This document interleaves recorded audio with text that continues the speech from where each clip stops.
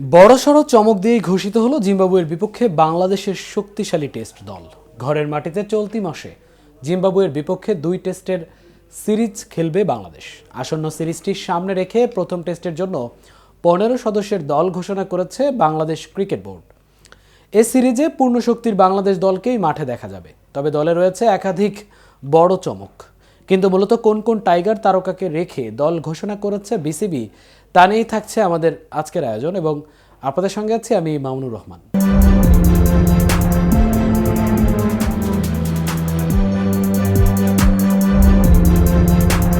বাংলাদেশের বিপক্ষে 2 ম্যাচের টেস্ট সিরিজের জন্য গত সোমবার দল ঘোষণা করেছিল জিম্বাবুয়ে।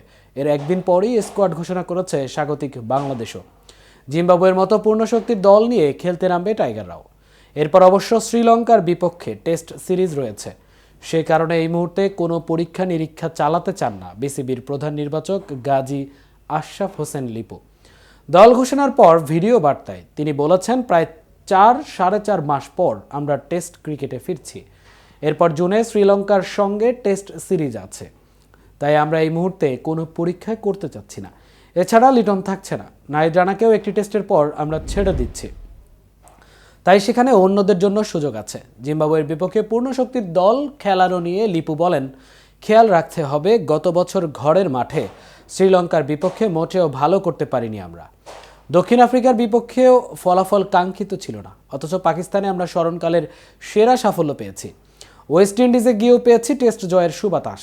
গেল 1 বছরে তুলনামূলকভাবে দেশের মাঠে পারফরমেন্স নিয়ে আমরা যথেষ্ট চিন্তিত। সে কারণেই আমরা জিম্বাবুয়ের সঙ্গে সম্ভাব্য সেরা দল নিয়ে খেলার চেষ্টা করছি। চোটের কারণে প্রথম টেস্টে স্কোয়াডে জায়গা পাননি তাসকিন আহমেদ।